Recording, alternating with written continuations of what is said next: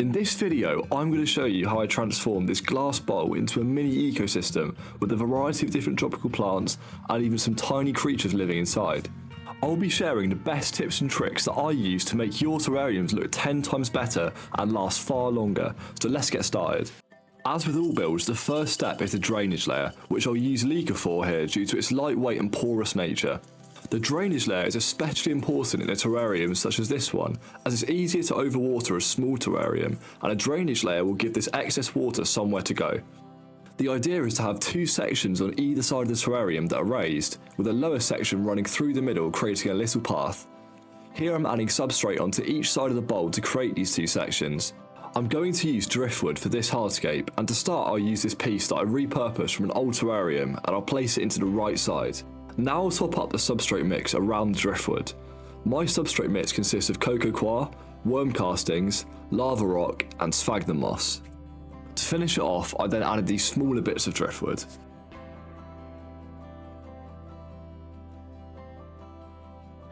I'm now removing some of the leaker from the front part of the terrarium and adding in some lava rock to start making the path and beach area.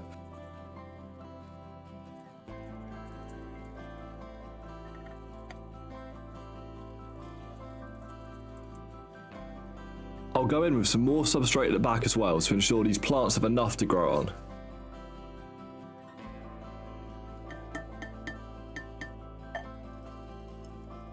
Using a funnel, I'm adding sand into the front area of the terrarium to make a mini beach. This is purely for decoration. It's now time to start planting.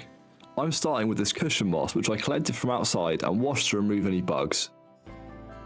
I'm then adding in this Paulownia repens to the left side in front of the wood, and a Pilea cadere right at the back. Both of these are rootless cuttings and will form new roots easily in the substrate. I'll do the same thing with this polka dot plant as well. I'm going to take a cutting from this Pilea hitchcocky and mount it next to the moss, pushing the stem straight into the substrate. Using this star moss, I filled in some extra space around the right side. Next up is a Nephrolepis fern. These work well to fill out the back of terrariums as the many stems can be weaved and manipulated into place. Here I'm removing the excess dirt from around the root so I can easily plant it straight in.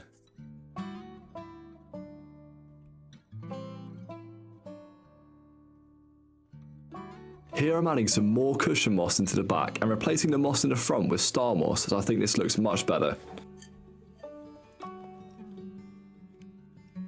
It's time for some more plant cuttings. I'm adding in a variety here such as Fittonia and more polka dot plants.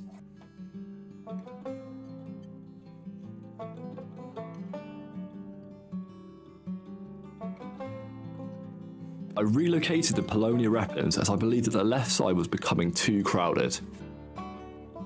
In the space I left down the centre of the terrarium, it's now time to make a path using mini stones placed down the line through the middle.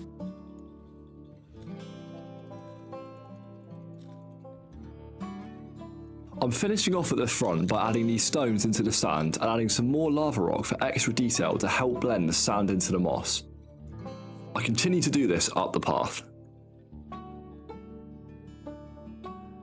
I'm going in with my final plant cuttings here to fill out the last few areas.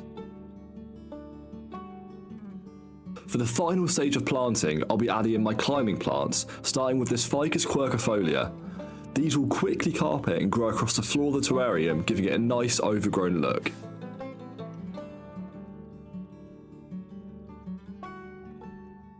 I spread these out over a variety of different places across the floor of the terrarium, adding extra detail to the scape.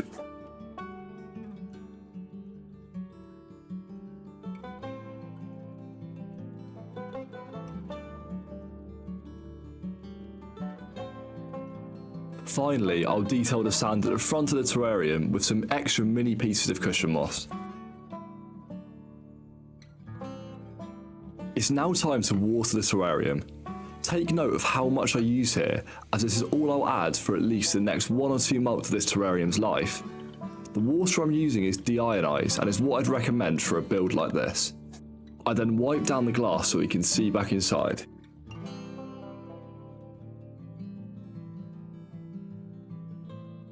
Because we've used a wooden hardscape, springtails are essential in this build and will stop the wood from going super mouldy.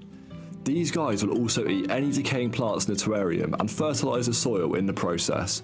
I'm also topping up the colony with some extra water as they were running quite low.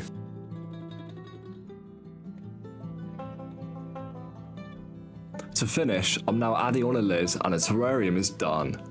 Let me know if you try out something like this in the comments below, and if you want to find the materials, I'll leave Amazon links in the description.